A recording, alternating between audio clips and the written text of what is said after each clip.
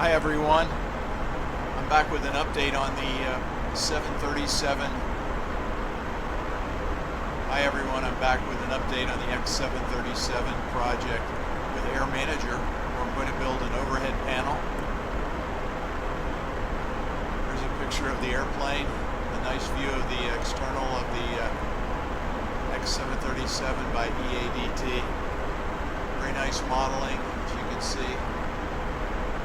You can't beat it for freeware for X-plane. Let's transition to the cockpit where it's a little bit quieter, and I'm going to show you some of the work I've been doing. Before I do, I wanted to explain again what I'm doing. I'm building the overhead panel up here and going to try to replicate all those switches with Air Manager so that I can put it on an overhead monitor, touchscreen monitor, and have the capability of operating all the instrumentation on the overhead panel without the use of a mouse or keyboard. Now, I have used a graphic as a template, and you can see, for example, some of these panels that I'm just using as models. What I've done is taken the full panel and sized it so that it completely fills the width, the exact width of a portrait layout 1080 monitor, HD monitor, mounted 90 degrees to the way we normally look at it, and then I've doubled that resolution, and then I've taken the picture and cut it into little bite-sized pieces like you see here, and those bite-sized pieces act as models for sizing out the pieces that are going to fit together to make up the cockpit. So that's where I started. Now, last time I showed you what I'd done. Basically, on the started with the first panel. As you can see on the airplane, there are certain panels, like here I have the fuel panel, the electrical panel, the hydraulic panel, and the pneumatic panel, and they all have a lighter color. It just so happens that those are panels that have major effect when we pull an engine fire shutoff handle for engine 1 or number 2. So because of that, Boeing for some reason has thought that's important and made the color of those panels slightly lighter so they're more noticeable, and of course we're following along with that. So I'd like to show you first just a review of the one I looked at last time in case you missed the first video, and that is the pneumatic panel. You can see the pneumatic panel. I was having a little trouble last time. I didn't demo this, but on making the Presta test, as you can see, either panel is operating. This is a sim, of course, and a close-up of that panel, and this is the panel that's running with Air Manager, which can run on the same monitor, but it's even cooler when you run it on a different monitor so that it has its it doesn't take away graphical power from your computer that's running your simulator. You can also run it on external monitors with so I have a setup. If you haven't seen my Twin Otter setup that's online, I have 3 monitors set up, and I think for this though we're going to have to probably use a 4K monitor with an overlay, touchscreen overlay for the overhead, because it just gets too small if we reduce it a whole lot. Now what you're seeing here is the resolution we would have on the 4K monitor. Without having to reduce it, all the panels should fit perfectly. One thing I thought I would review on this, sometimes people have asked about bleeds off takeoff. Sometimes when you're very heavy for takeoff and you need to gain a little extra weight to make it legal for takeoff, you can do what's called a bleeds off takeoff. And what that involves is turning off the engine bleeds. Of course, without the engine bleeds, you would have no pressure to run the air conditioning system. The normal configuration for takeoff with everything operating would be the 2 bleeds on, the APU bleed turned off, the auto isolation valve in the auto position, which in this case, because all the corner switches are out of the off position, that means that this would be in the closed position. So the 2 systems are isolated. I can show you that by turning off one of the engines are both operating, so I can close the isolation valve, and you'll see I get a split on the duct pressure. The right is down at 0 because the bleed is closed here. This one is operating. But normally that would be a normal takeoff configuration. Now, if you want to do a bleeds off takeoff, the way you normally set this up is to first of all close the isolation valve like it is now. Okay, so normally it'd be auto, it's closed, and that isolates the two sides. We leave this side powered off the engine as we taxi out, and that gives us some cooling. And on this side, we go ahead and turn off this bleed and turn on the APU with the APU running. And now you'll see we have a whole lot of pressure available here for running the left pack to give us good air conditioning even on a hot day. We have this one running as it normally would be on the ground. And then just before we take off, about to take the runway, before takeoff setup flow, we would turn this pack off. Now what that does is now we have both packs off. We have the APU powering the air conditioning pressurization on the left side. The right pack is on in auto position, but it's not doing anything. So then, as we get airborne, we go ahead and take off and get our initial cleanup done. And once we have the power pulled back, we don't want to mess with this during high power settings, because we might add some bleed and it would cause possible increase in the EGT on the engine. So what we do is, as we get airborne, the first thing we do is we so what we did there is we turned that off, and then we worked our way, set this configuration. When we take off, it's kind of an inverted T. We turn this pack on, which gets the right side operating, and of course the duct pressure and climbing out would be quite high, probably up around 60. So now we got pressurization, and then we monitor this needle, and just as we turn off this APU, just as it starts to drop, we know that the valve is closing, then we turn this one back on, and now we have both sides pressured. We have the APU off, it's operating but off the bleed, and we also have the packs in this configuration. The only thing we need to do to get back to normal is this, and then after the APU cools down, reach over to the APU switch and turn the APU off, and now we're back to normal. Now we can do it bleeds off takeoff without the APU operating, but I'm going to wait to talk about that sometime after we get the air conditioning pressurization panel, because that's a major part of that. We have to basically set the airplane to a way above the altitude. We're going to usually set it for about 2,000 feet above field elevation, and then sometime prior to that we reintroduce the bleeds and get the pressurization going. So it's going to strain the eardrums of the passengers as we take off. Initial climb out, probably 1,000 feet a minute, is going to be a little bit hard on the ears, but there's no other way to get airborne sometimes if you have no APU and you can't use the bleeds due to weight limitations. So anyway, as you can see, this system is all pretty much set up.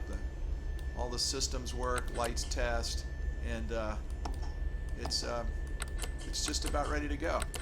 So I'll show you some of the other systems I've been working on. Next one I'm going to look at is the hydraulic panel. I set up the hydraulic panel also because it was a fairly easy panel to build, as you can see. Not a lot of lights. Basically, the way this works is there's a left and a right, two separate systems for the hydraulic, the A system and the B system. The A system has an engine-driven pump, which is on the left, or the #1 engine. The B system has an engine-driven pump on the right engine. Now, each system has a backup electric pump that has a little less pressure, or I really shouldn't say pressure, it has less volume, so it takes longer to operate things. Obviously, it has to operate at the same pressure, but it operates at a reduced volume. So what they've done is put the electric pump, electric #2 on the A system, which means it's an electric pump but it's driven by the generator on engine #2, and then put the electric #1 on the generator on engine #1, but it's on the B system. That way, if we lose an engine, we will retain at least one of the hydraulic pump systems on A and B. Now the A system pressurizes some large items like the most notable thing is the gear, and the B system has the flaps. So you can see that in the early 737s, like the 200, now they actually had the A and the B. The A system was both with engine 1 and engine 2, and the electric pumps were on the B system, which gave you a problem. If you had a leak on the A system and lost it, you lost both of your engine-driven pumps, and then you just had a slower electric pump and you had to do alternate gear extension and flap extension, it was quite busy. Now this kind of, either way, you don't have quite as much to do. It works much better. Let me show you what we got here. I'll turn these off just to show you the lights. We have low pressure lights. These are just when the pump output of the respective pump is low. Those lights will come on. We also have overheat lights. Now they're only on the electric pumps because they're the ones you're going to have a problem with. As I said, they have reduced volume, so it's kind of difficult to sometimes for them to do the job, and they could overheat. So there is an overheat warning for that. But this is the setup for the hydraulics. There is one other hydraulic system that's not on this panel, and there are also pressure gauges and quantity gauges that are down on the main panel. But there's also a standby hydraulic system that runs the rudder. As you can imagine, if you lost an engine and you didn't have power for that rudder, you'd have a real mess on your hands, because if you ever fly a 737 using only manual reversion with the A system and the B system, there's still cables that can be used to fly the airplane, but it is extremely heavy. If you've ever driven your car without the power steering, it's kind of like that, except also for the pitch and the aileron, so it's quite difficult. If you didn't have some power for the rudder, you couldn't handle an engine out on takeoff, so that requires a backup system. So the rudder can be powered by the A, B, or the standby system. There's a triple redundancy because it is so critical. So that's the hydraulic system in a nutshell now. And I'm going to show you the last system I've worked on at this point, and that is the fuel system. The fuel system is, again, a fairly simple system. Has some similarities to the hydraulics in that there's a left and a right side, and most aircraft have that kind of setup where there's lots of backup redundancy so that you can handle failures without any problem. Now you can see there's kind of a cross feed here that's it can be changed to the left and cross feed open and cross feed closed to kind of isolate the left side and the right side of the fuel system. Just as a review, or as an explanation here, there's one wing tank, number one in the left wing, there's a number two in the right wing, and there's a center in the fuselage. Now each one of these systems has two pumps, and they're powered on different generators, so you don't lose both pumps if you lose one of the main generator systems. So what happens is the low pressure lights, again, just show you low output at the pressure. Now as you turn on the pumps, of course the lights go out, and if you want to think of these pumps, you can see the plumbing here, the way it's drawn. Now this is a filter bypass. The filter bypass is a fuel filter that's just before the fuel gets to the fuel control unit, and what it does is protect against contamination in the fuel.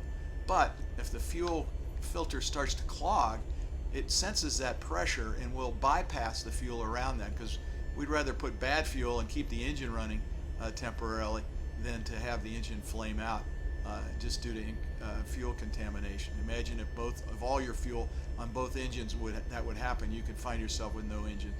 So, but what I was going to say is that you can think of this fuel filter as kind of representing where the engine is, and then now you can see the center tank, the left and the right fuel tank, number one and number two, and you can see how plumbing is kind of designed.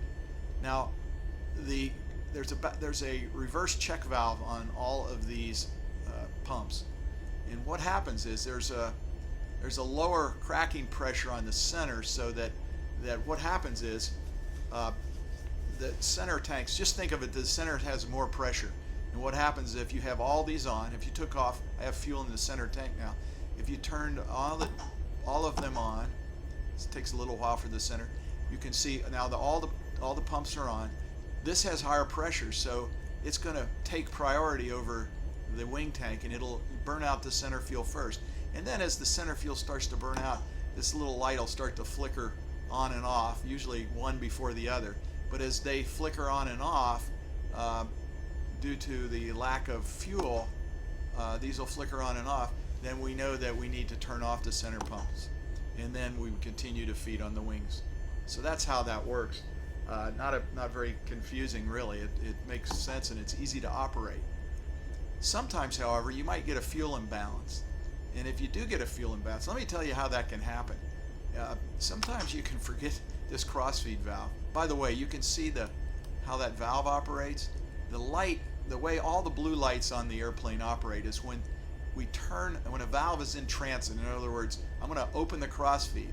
The light will go to bright when there's a disagreement. So until the crossfeed gets fully open, the light will go full bright, and then it'll go to the dim setting to tell me that it's open. So a dim light tells you that the valve is in the position. And if you have a bright light, it means the valve is not in the position that's commanded. Now, it's normal for it to come on as the valve is operating, but if you saw bright all the time and you had moved the switch, that means that the valve didn't move. There's also the same kind of valves. There's a spar valve and an engine valve for shutting off the fuel. They're both in the wing, but the spar valve is probably closest to the tank. And what happens is, actually on the earlier 737s, up through the classic 500, 600, there was not on the 300, 400, there wasn't a spar valve. There was only this light. This light is affected by the fuel shut-off start levers. So every time you start the engines, this light will go out, and when you shut off the engines by closing the thing, this light will come back on to tell you that valve's closed. This one is affected by the fuel shut-off, but there was no way in the past, in earlier versions of the 737 before the NG, to be able to tell if this was operating. So it just gives you a little more information. What I was going to say is, if you accidentally leave this crossfeed open for any length of time, not always, but sometimes, and you probably won't see this in the simulator because it's not simulated unless someone adds that error, but sometimes one of these pumps will have a little higher output pressure than the others, in which case, let's say this pump has more pressure, it's going to feed both engines with the crossfeed open. So what will happen is you'll see this side going down and this one not going down, and you'll say, whoa, I got a fuel imbalance. I think the limits for my airline were 1,000 pounds, but if you see a fuel imbalance, that's what you want. First thing you want to check is make sure the crossfeed is in the correct position. Let's say that you had lowered this, and this is the low side and this is the high side, and you want to get back to the normal configuration.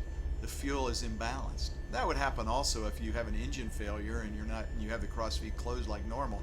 Of course, you're going to burn fuel on the side with the engine running, and the other side's not.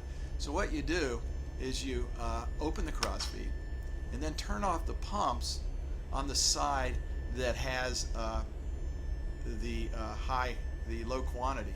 So in this case, if this was a low quantity, the low side, we turn those off, and then this pressure would feed both engines, and we just monitor the fuel quantity until they get balanced, and then we could turn these back on and then turn that off. A little hint: I was always told, always turn something on before you turn something on when you're off when you're cross feeding. What that means is if I did that in the correct way, I would turn the cross feed on and then I would turn off the fuel pumps. Now, when I'm done cross feeding, turn something on, turn the pumps on, and then turn something off, the cross feed. Okay, that makes good sense. Now here's what happens if you forget to do that or do it in the wrong position. And I've done this one time when I was a brand new captain, and it was kind of got my attention. What you do is, let's say you turn these off before you open the cross feed.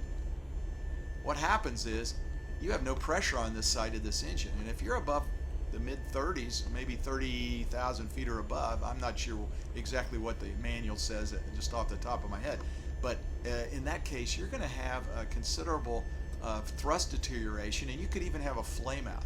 So of course now we got pressure after doing that, but if you hesitate, and that happened on one of my first trips as captain, just a little nervous, first time out flying with real passengers and a brand new co-pilot, because as your junior captain you usually get the junior co-pilot, and just distracted a bit, and I just did it in the wrong order, and I turned that off, and then before I could get this turned on, started to feel the thrust deterioration, and it got my attention. Of course, it was easy to correct, turn it back on, and then open the crossfeed, and then do it in the opposite way, and now you're back in business.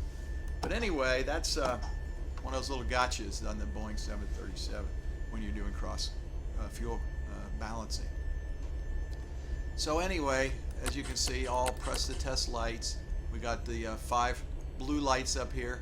I didn't mention the fuel gauge. There's a fuel temperature gauge. This is taken off the #1 tank, just the fuel in the tank, and this will get quite cold, and most people don't really realize this because it's not a problem with a car or even with gasoline, but jet fuel can actually freeze down in the bottom range down here. There's depending on the fuel, but maybe -40.